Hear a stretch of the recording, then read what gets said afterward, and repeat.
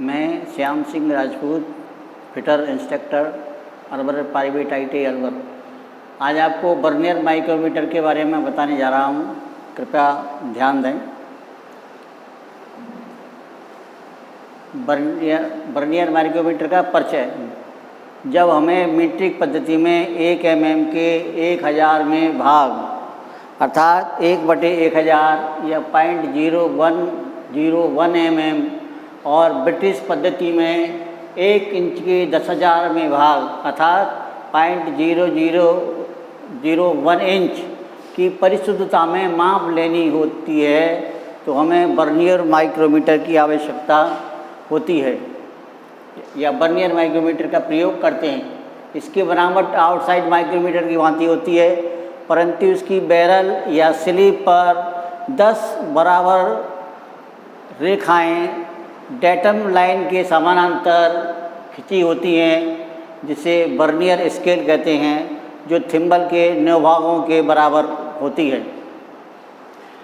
यह 2 सिद्धांतों पर काम करता है, नट और बोल्ट का सिद्धांत। नंबर 2, थिम्बल व वर्नियर स्केल का अंतर। इसका अल्पत मान मीट्रिक पद्धति में इस प्रकार है। वर्नियर स्केल के 10 भाग बराबर थिम्बल के 9 भाग। वर्नियर स्केल का 1 भाग बराबर थिम्बल के 9/10 भाग, परंतु थिम्बल के 1 भाग का मान होता है 0.01 या 1/100 mm।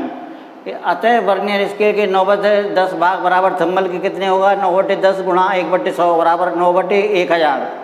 थिम्बल व वर्नियर स्केल के 1 भाग का अंतर 1/100 माइनस 9/1000 बराबर 10 माइनस 9/1000 बराबर 0.001 mm। इसके पश्चात आता है वर्नियर माइक्रोमीटर के कौन कौन से भाग होते हैं और ये किन किन धातुओं के बने हुए होते हैं। सबसे पहले आता है फ्रेम। यह अर्धगोल आकार का होता है, जो यू आकार का होता है। यह एल्यूमिनियम एलाई स्टील या कास्ट आयरन का बना हुआ होता है। इस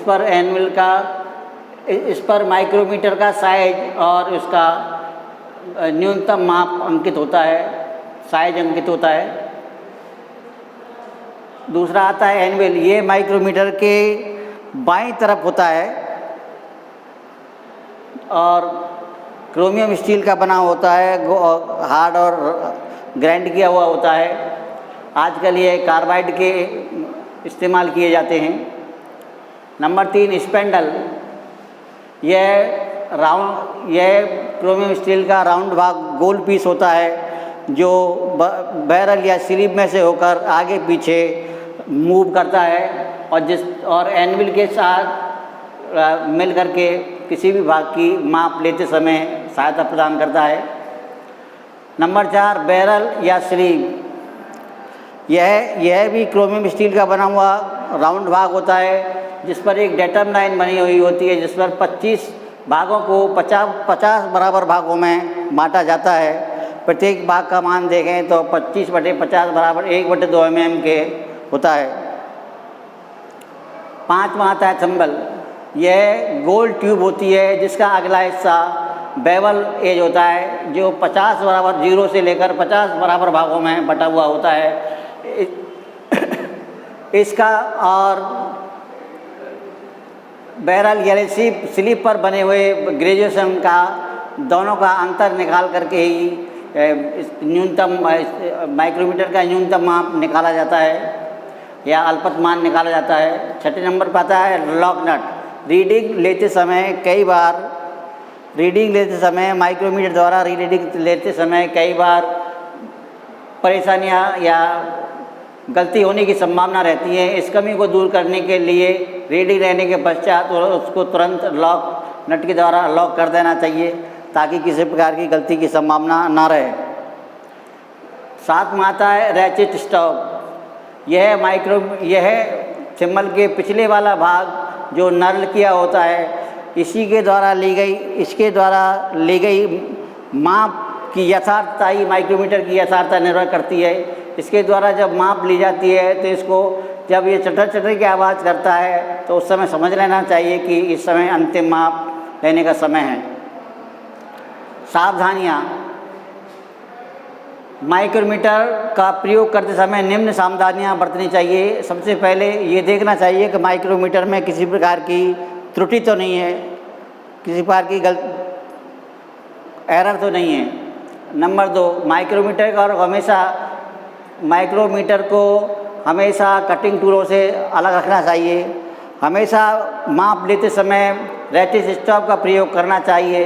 रीडिंग लेने के पश्चात लॉक नट से उसको लॉक कर देना, रीडिंग को लॉक कर देना चाहिए। कार्य करते समय और कार्य करने के बाद और कार्य करने से पहले इसे साफ करके रखना चाहिए। इसके पश्चात आता है कैलिब्रेशन, अंशांकन। मापन संबंधी कार्यों के लिए हमें समय समय पर विभिन्न प्रकार के मापन यंत्रों की आवश्यकता होती है। इन मापन यंत्रों का यदि उचित समय पर कैलिब्रेशन ना किया जाए तो माप ली गई रीडिंग में त्रुटि होने की संभावना हो जाती है, जिससे कई चरण प्रभावित हो सकते हैं।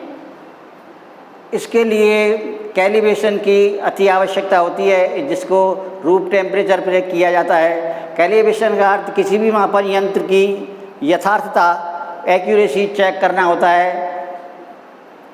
सबसे पहले कैलिब्रेशन करते समय इसको मापक यंत्र को 0 पर सेट कर लेते हैं। तत्पश्चात एक मानक दूरी को मापक यंत्र के द्वारा मापा जाता है। यदि मापी गई दूरी और मानक दूरी समान है तो किसी प्रकार की कैलिब्रेशन की आवश्यकता नहीं होती है, अन्यथा उस मापक यंत्र को कैलिब्रेटेड करके शुद्ध करके सेट कर दिया जाता है।